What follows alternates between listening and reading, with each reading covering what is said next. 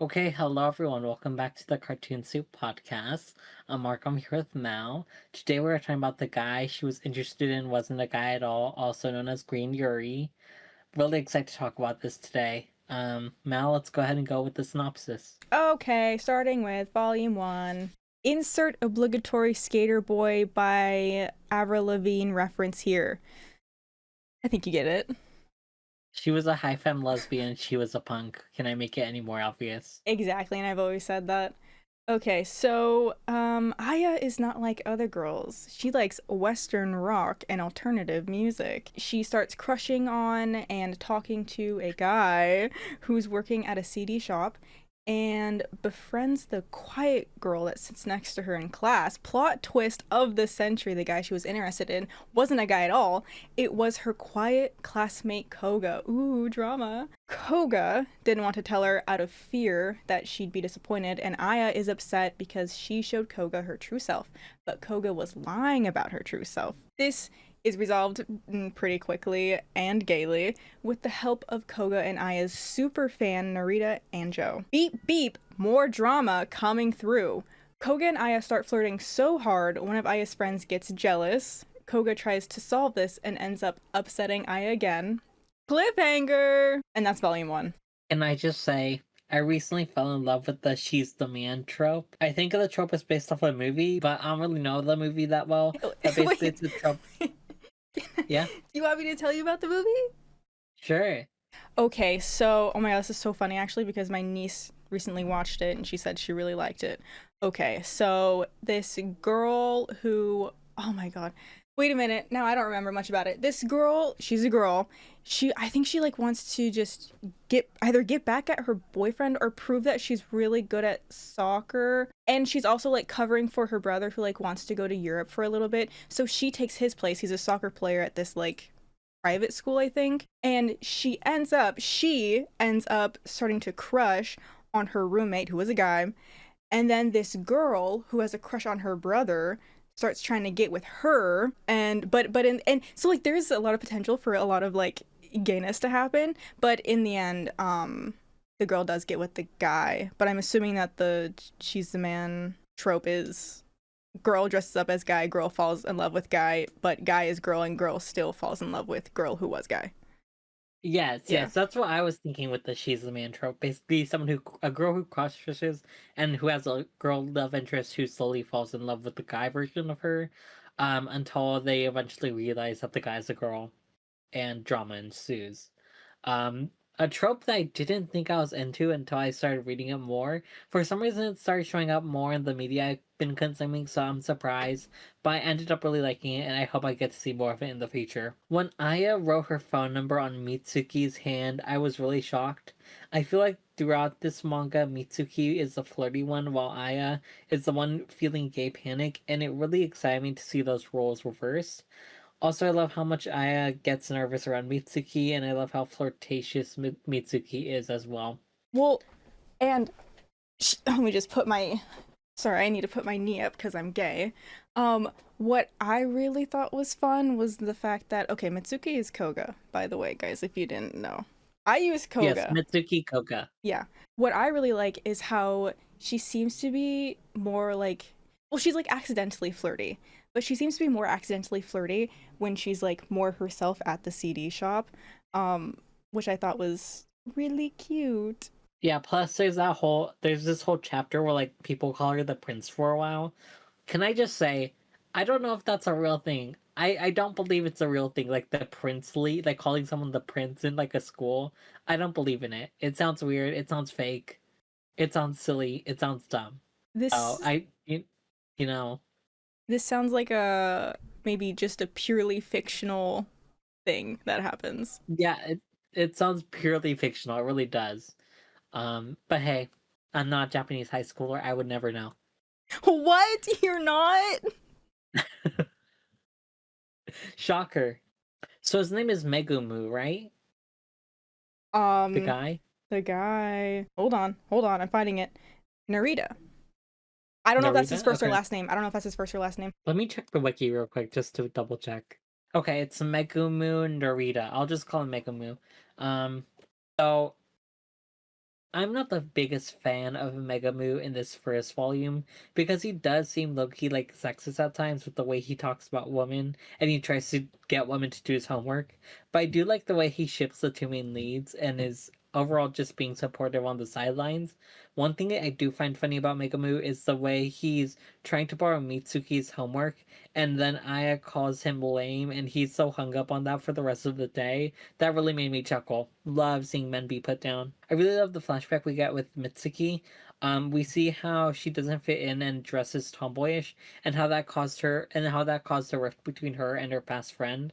I think it also really fits in with her character. And I think it also gives me the vibe that this flashback might be like connected to her queerness in a way. I really hope her tomboyishness gets connected to her being queer as well in the future. Okay, so slight nitpick. I get that Aya had to listen to Mitsuki's earbuds in order to figure out that Mitsuki was the CD shop guy and they were the same person. But it felt so weird if someone it would feel so weird if someone grabs my headphones to listen to my music while I was out of the room. Not sure how I feel about that. Like that felt a little bit weird, but like I understand it was just done so that way they can figure out that Mitsuki and the CD guy shop person was the same person. Not Specifically, sure how I feel about it though. specifically though, Yeah? we're talking about earbuds, things you put in your ears. If it was like over ear headphones, like sure, whatever. Like, some people get curious, whatever. In ear headphones, you're putting someone's earwax into your ear. That I wasn't. It Like was at least clean that. yeah. It disgusted me if anything, because I was like, who would do that? Or you were disgusted, that's all. I was disgusted. Yes. Okay. I'm glad I'm not the only one. Okay, another slight nitpick. I can't I'm not gonna lie, I can't really take it seriously how our two main characters act like their music tastes are so weird and different. So they listen to Foo Fighters and Red Hot Chili Peppers, which are like some of the biggest like rock bands out there. Give me something more indie at least. And I know they do mention Tiger Cub later, and I think that's more indie. I actually listen to that band as well. So I guess I'm not like other Oh my girls. god. Um But and yeah. you have to consider that this is Japan. Yeah, I was gonna about to mention that. Yeah. I do know that this is Japan, so it is a bit different, but like I still couldn't take it that seriously because like it was like two of the most popular bands out there. At least give me something more indie, you know? At some point, we see Willow. We do, yeah. I remember that now. They really said, in case you haven't noticed, I'm weird. I'm a weirdo. I don't fit in and I don't want to fit in. Have you ever seen me without this stupid hat on? That's weird. Wait, that's literally Mitsuki. That is. Also, the friendship fight with Chizuru was pretty good, but I don't have much to say about it. I thought it was nice. Like in a plotline way, not like I think it's nice to break up with your friends. All right, let's see. Oh, the art exclamation point. The art, I loved it so much. Not only do I love the art, I also love the layout. Every page felt busy but not like overwhelming. And the use of this one shade of green has become so iconic. People are casually calling it green yuri. I think the fact that they were like, we're gonna use one color to make like certain things pop was like such a good idea. It's literally become so popular that I think like one of my straight coworkers asked me if I read it. And we don't need to talk about him. So okay. Um, but can I just say, I also really love the art. What I especially love is whenever we get like full color art with like more than just green. I really love those like art pieces we get. I think it showed up in volume one at the beginning where we get like a full color art piece, and I found it really beautiful. I do still love the like black and white and green in general, but it's really nice art, really beautiful art. The creator is really doing something here with their art. Oh my god, wait, I also commented about how the fully colored pages are also so very beautiful. Okay, yeah, I think I'm done glazing the art. I think if I excitedly talked about a music album I liked and my friends responded with, who even listens to that? I think, no, why did I say that? Well, I wrote, I think I'd kill myself. Um, like, I would feel so much embarrassment. yeah, Okay, can I say something? yes. Like I listened to rock music when I was in high school, right? That's what I mostly listened to. I listened to like rock, indie, and like a little bit of pop. But I remember one day I was like listening to like rock music in my like after school, and like this other kid, so I'm Latino, right? This other kid who is also Latino, I think he's Mexican, was like, "You're kind of a whitewashed Mexican because you listen to rock music." And I'm like, what is going on here? What Wait, is that's going actually on here? crazy. Especially since rock has its origins in Black American culture. Just saying. Yes, Just saying. yes. Well, why is he whitewashing his history, huh? Exactly, exactly. Ew, what a weird thing to say to someone. Okay. I'm just like ruminating It was in like, it. I felt so weird about that, like this entire time. I'm like, what was going on with him? And how do you even respond to that? I was just like, okay, whatever. Okay, I wouldn't kill myself. I don't know why I wrote that. I don't think Aya's friends are the worst, but Blondie was like a bit evil. At least in the beginning. She gets better, but like in the beginning, she was like, Okay, I know this was supposed to be a moment for them, but oh my god, I also commented about the earbud. Yes, who picks up someone's earbud off the dirty floor? Did we mention that? It was off the dirty floor. And then puts it into their ear. Wait, I thought it was on the table. Was it on the floor? My notes are saying that it fell off and onto the dirty floor. Okay, I'll believe you. So this is even worse. This is worse. So Marco, when a song came up, did you listen to it? I did not. Okay. I already knew Foo Fighters. I already knew Tiger Cup. I already knew Willow. The only thing I didn't listen to was the Red Hot Chili Peppers, I think. Like, I don't Smart. listen to it. Smart. What? What's smart about that? Oh, I don't like them either. Oh. Oh, well, I haven't listened to any of their music, so I can't even say if I like them or not. It's okay. You don't Just- like them. You don't like them. I haven't listened to any of their music. like them. Fans don't come after me. I'm sure they're fine. You don't like them. Okay. We don't like them. We don't? We don't. Okay, we don't like them. I'm gonna go ahead and, like, join Mel and say we don't like them. Yeah, I'm making the executive decision for us both. We don't like them. But what I do like is how Joe is moving faster in this relationship than the two girls are. Like, they're barely calling each other friends. And he's like, so we're playing this at your wedding. Okay. This is a type of aggressive allyship the world needs. Also, Narita, who is also, what else is? Magumu, I think. Okay, yeah. Narita, Magumu. I use Narita. Joe and Narita are my favorite genre of guy character, which is #1 Yuri fan, not in a creepy way. I also love how Narita immediately saw through Koga's Clark Kent disguise. I loved his and Koga's relationship. I'm a huge advocate for platonic guy-girl friendships. I think we need to see more of this represented in media, and I'm very glad we see this dynamic in this story. You know what? I really liked how he like talked about becoming a fan of her, and I liked how he and I like had an argument about who was the fan first. Um, I also really enjoy how supportive he is of like Mitsuki's and Aya's relationship. Especially with that there's a specific conversation where after Megumu discovers that Mitsuki is the CD shop guy, Megumu is like, why don't you just tell her? And like they have this whole conversation, and he ends up being really supportive and ends up being one of the causing factors what that leads to Mitsuki telling Aya about who she is. So I really like the relationship. They're very supportive. I completely agree. And can I just say, I am so grateful that Koga's secret only lasts like half the length of one volume. I have encountered too many manga, and I'm sure you have as well, where a secret is hidden for so long it becomes comical. So I'm glad we tackled this specific drama early in the series. Well, let me make this clear. Unless it's specifically trying to be a comedy, you need to finish that shit quickly. Unless you're trying to be a comedy, finish that shit quickly. Because at some point it just gets tiring. Yeah, exactly. Except for, with superheroes and stuff. They can do whatever they want. I think it's different for superheroes because like it's a big thing for superheroes. Yeah. These are high schoolers. Also, I am so thankful that Chizuru was only friendship jealous and we didn't get an 11th hour love triangle. Genuinely. Oh my god, I'm going to talk about love triangles in volume 3, just you wait. No! Is this with the young person? Yeah. It doesn't count. It doesn't count. No. Just wait until we Okay, get there. we Just can wait yeah until we we can get there. discuss it. Okay, but that's all I have to say about Volume 1. Let's get into the Volume 2 recap. Did we say there'd be spoilers in this? Surely they know. Surely we don't have to say. Okay, spoilers for volume 2 and 3. So now Surely you we, know. you know, I think just people need to No, be okay with being spoiled. no. At some point, you need to realize we're going to talk about spoilers. Like That's it's a true. review. That's true. Oh yeah, reviews in it. No, it's fine. We don't need to give spoilers or whatever. Okay, so volume 2 recap. Yeah, so they talked about it and they're fine again. A new character. Oh god.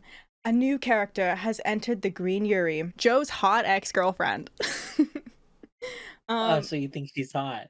yeah, she's freaking Okay. cool, man. What are you talking about?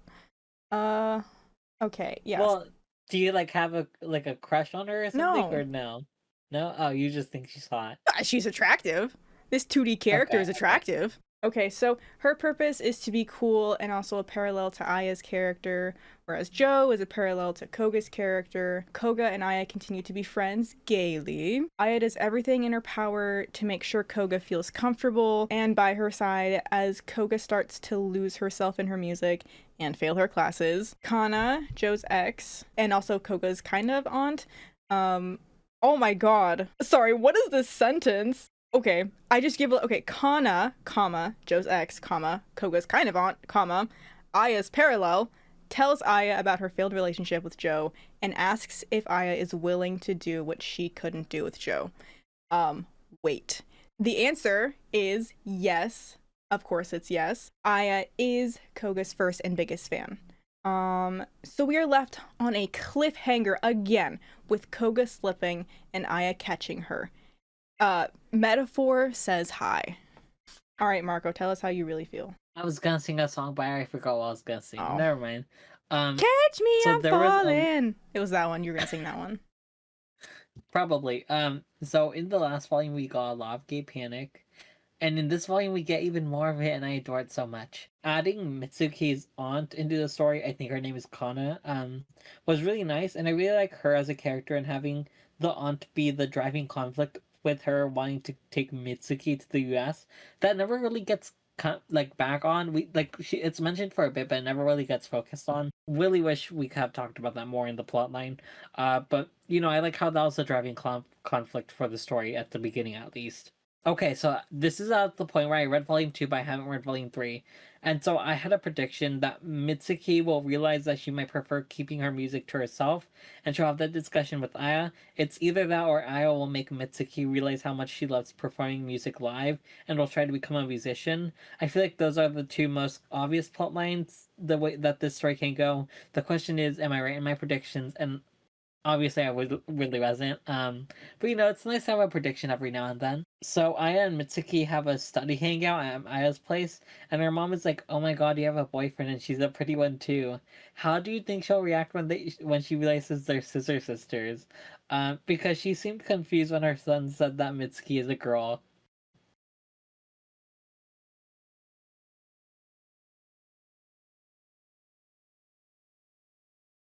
I'm sorry. I'm sorry. I thought it was funny. I'm sorry. It's just you said it so casually. It scared me. Ew. Okay. You know what? I think to be serious for a moment and just skip over the Scissor Sisters comment. Um, I actually think that her mom, when she figures it out or when she's told, she's gonna have a moment of confusion and be like, "Well, okay, it's what the youngsters are doing," or something like that. I don't think she's gonna be homophobic. Hmm. We I love we love supportive but confused moms. yes.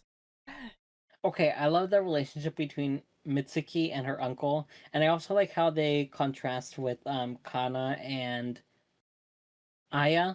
That was her name, right? Yeah. Okay. I also like how similar they are in the way they write music. Kana tells Aya when Joe, the uncle, was writing music, it was like he cared about nothing else and was hyper focused. I like how things are the same way with Mitsuki and how they like parallel with each other, and how it shows like one relationship succeeding while the other one doesn't. Mal, I know you don't like straight couples. On a scale of 1 through 10, how much did you tolerate Joe and Kana's relationship? Oh my god, she fell in love with a bum. She fell in love with a bum. He's a bum. Do you think so? Yes. Oh my god. But he was like he was like the dad who stepped up for Mitsuki, right? And that's great. That's great.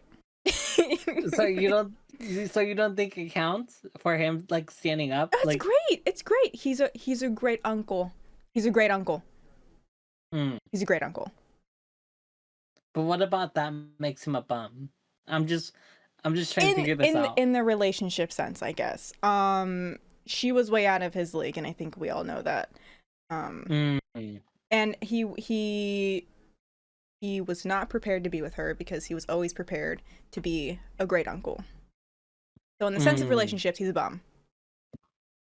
But you don't think as an uncle he's a bum? He's great. He's a great uncle. Okay. That's what I was confused by. Oh. But that's my notes. Okay. So this manga gets points solely for the scene where Aya asks Kana who she is to Koga. And teasingly, she's like, I'm an ex-girlfriend, ... of Joe. And then adds, it would be a crime if I dated Mitsuki. Thank you. The bar for manga is set so low for me that having that one line where an adult states that dating a teen is bad / gross / illegal makes me ecstatic. And I also just loved how Kana's character is used in the story. Obviously, Koga is a parallel to Joe. And Joe and Kana are like the doomed heterosexual version of Koga and Aya. Oh my god. I basically just said what you said. Yeah. Kana is like Aya's parallel and also sort of Aya's wake-up call. Yeah, I love Kana's character. She truly was the MVP of this volume. Last thing. The day in the life comic in the back was so cute. Don't know what that's referencing. There was a bonus comic at the end of the story, and it was in full color and everything. It was very, very cute. Oh yeah. Hold on. I have all my volumes, by the way, in case you were wondering. Marco, show off your volume. Show off your fancy volume now. Mine is back there. Oh my god. Where my bookshelves are. Loser. I didn't bring them with me, sorry.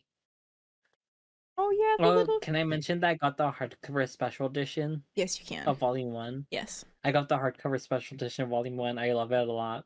I read it physically for this review. Really enjoyed reading it. Yeah, and tell them how it smells. It smells alcohol-y. Not alcohol-y. Chemicals. Chemical-y, yeah, sorry. Yeah. I think it's because it's in color. Probably. Okay, now time for Volume 3 recap. Volume 3 recap! Koga throws herself down a flight of stairs. Because gay panic? So the main storyline in this volume is Aya wants to create an environment in which Koga can feel comfortable enough to be herself, but also simultaneously wants Koga all to herself, but not in a gay way, but maybe in a gay way. She's figuring it out. Through this, we see Koga come out as herself at school, which gives her the opportunity to further her musical career when a student just so happens to be the daughter of a musical producer. Koga gets the opportunity to possibly meet him, but uh-oh, it's the same date as the school prom. Obviously, she chooses the prom, which is code for choosing Aya. Also, Joe fumbles a baddie again. He fumbles the same baddie twice. And we leave on a cliffhanger again, but I have a feeling the girlies are gonna be all right. Yeah, they always find their way back to each other. That's it. Marco, tell us. Speak. So in the last volume, I asked you how you felt about Kana and Joe's relationship. Can I just say I so did not expect them to get back together, and I'm expecting they will get back together in the next volume. I thought this would have been one of those stories where the caretakers stay broken up for the entire story. Mal, were you expecting that as well, or like what were your expectations for their relationship? Well, I mean, I hope they don't get back together. Come on, be honest, you know they are. They are, but I don't want them to be. And you know what would be really interesting is, though the relationship between the adults and the teens are parallels for each other, I think it would be interesting if whenever one relationship is going well, the other one was going bad, and whenever one is going bad, the other is going well. So if they are going to get back, one of them breaks up. Yes. So if they do the whole bomb getting back together with his baddie, then I hope that, they continue with the parallels, but also they do something like different with each other. That's it. Okay. Mitsuki being bullied, then coming back as a badass is so fun. Love how she was pushed to be her true self because of Aya as well. So we get introduced to an underclassman in this volume, and I thought she was okay. I didn't hate her, I didn't love her. For a second, I got really scared we would get another love triangle scenario, which is why I brought it up when you said you were scared about love triangle. And can I just say, thank God that it didn't end up that way. Mal, I was so scared that this would end up being a love triangle. You have no idea. You have no idea how scared I was. I think her plotline of trying to suck up to her dad could be interesting for the manga. But yeah, I overall don't hate her, don't love her. I feel like she still needs time to develop as a character. Especially because you know what made me think that it was gonna be a love triangle? Because she was like, I'm a fan of Mitsuki. She said that like Well, at some yeah, but also, Narita's, no, what's his name? Megumu. Yeah, he also said, I'm a big fan. So I think it's just a thing. I think it's just a thing that, the writer is making people say so that Aya gets jealous. Because we've already Okay. established that this writer understands that age gap bad. Yeah, yeah. Oh yeah, I didn't care much for, what's her name? Jaime? Hime? I don't know her name.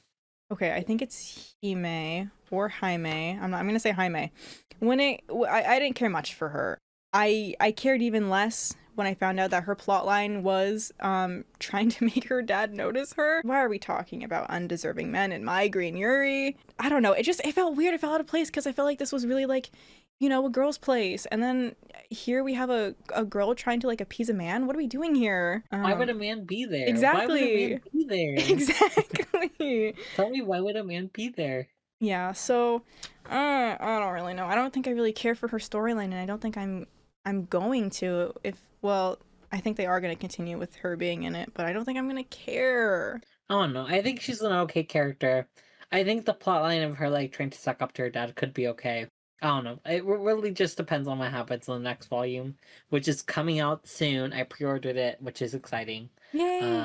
Um, But yay. it also feels like she was another character that was introduced, solely to be like, "Ooh, what will Koga choose?" Um, but I guess I'm starting to see repetition in the story, and maybe I'm starting to not like specifically that. But it's like, Hmm. is Koga ever gonna choose like anything above Aya? We haven't really seen that yet because Aya is also like compromising, and I don't know. I don't know. I'm gonna have to see a messy moment in the next volume for me to not feel so exhausted with all the repetition. Well, that was my notes. I don't know if you're done with your Oh, notes. no, I'm not actually. I have 2 pages, so get ready. Okay, so I like how when Chizuru hears Aya's drama with the CD guy, her advice is treat him like a dog. This was sort of a turning point for how I felt about her. Suddenly, she seemed like a really cool gal.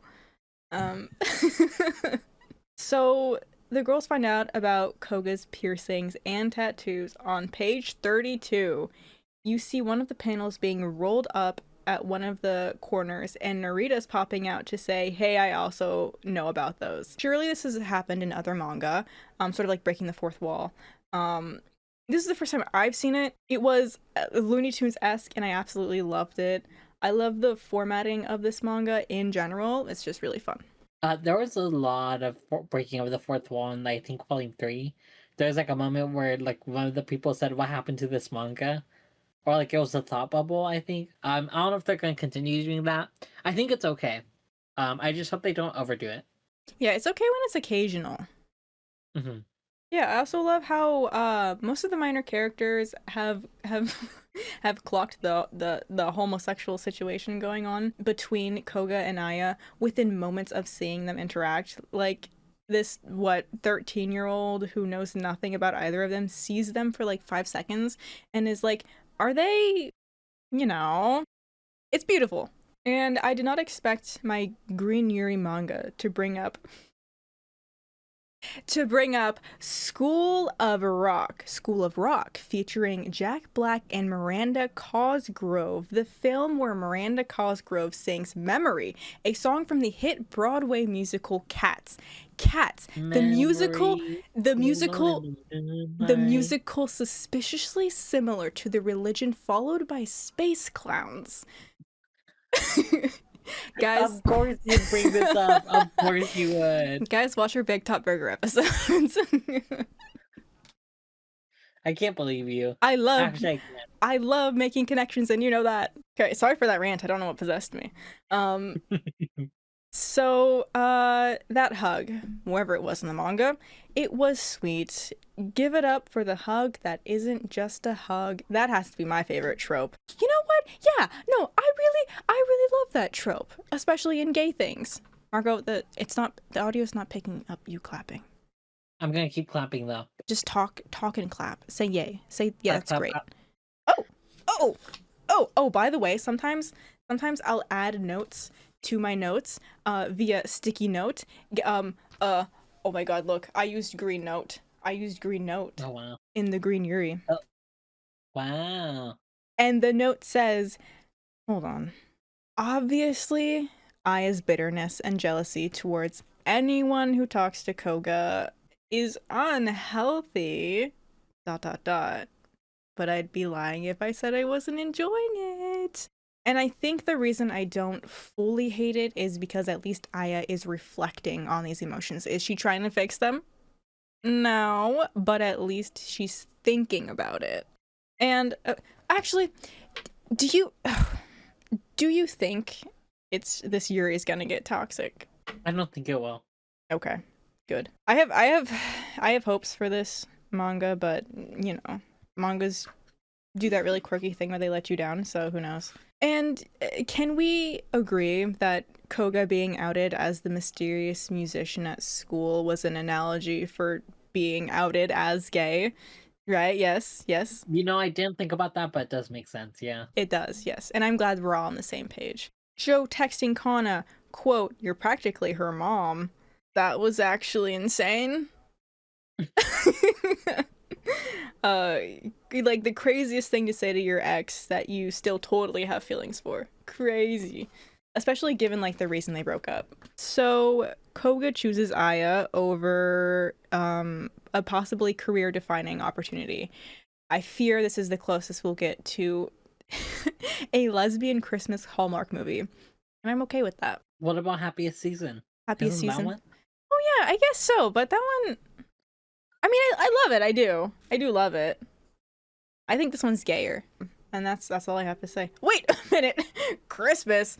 You know what I love about countries that don't really celebrate like Western Christmas is that they'll just like have like a silly little celebration that happens to be on like Christmas. Like when I heard they were doing prom on Christmas, I was like, okay, all right. You know, when I was a kid, I was surprised to learn that more countries don't do a prom equivalent. Yeah. Some sort of like, because it's just a dance. It's just a dance. Yeah. Oh well, we're silly in our ways. Should we do our overall thoughts and such? Yeah, overall, this is a really sweet manga. Love the art, love it, especially when it's full color. Love the relationships, especially I love the relationship between Mitsuki and Joe. I also love how like supportive Megumu is. Really great cast of characters, except for the new one we were introduced to, who's just okay. Really enjoying this manga. Yeah, I never thought I'd find a lesbian manga that I'd love as much as She Loves to Cook and She Loves to Eat. I'm glad to have been proven wrong. I love our two main characters, and I super love the minor characters, which is really important to me. It's really important that minor characters aren't a thorn in my side. I've warmed up to Chizuru, and though I'm not a fan of Hime, I won't give up on her, but she is on thin ice. The high school teenage drama of it all isn't annoying, and I love how Aya and Koga are always able to get over every hurdle in their way, though I do feel like it's, you know, I think I'm starting to need something new. The story has made me enjoy themes that I usually don't like, which is great. Also, I also I hope Joe and Kana don't work out. Once again, I absolutely adore the art style. Honestly, even if you're homophobic, you should still read this. And I'm not even upset over the cliffhanger. Because I'm confident that these gay losers will at least get some of their shit together by the next volume. How long do you think until they start dating? Like officially? Yeah, If we had to do predictions, probably like volume 6. I'm predicting volume 5. Ooh. No. No, No. no. Here, let me make here, let me think gaily for a second. Yes, girl. Okay. All right. Volume 4, a really dramatic thing is going to happen. Volume 5, it's going to be there's going to be like a huge distance between them, and it's going to be a lot of like, is this person for me or whatever. And then volume 6, they'll come together and kiss Okay. many times and get married. Then have children. Whoa, whoa, whoa, whoa. What? That's the next step, isn't it? According No. to all the Christians. According to all the Christians, they should be dead. They should be stoned to death. What are you talking about? Anyways, are we closing this now? I feel like we've been talking too long. Yeah. Yeah, okay, you can end it. Okay. Anyways, y'all, that's our thoughts on the guy she was interested in wasn't a guy at all. We have social medias in the description. We also have a gaming channel. Check that out. We're currently playing Life is Strange. Really great game. We're playing like the sequels. But anyways, that's everything for now. Don't let your brains become soup. Goodbye.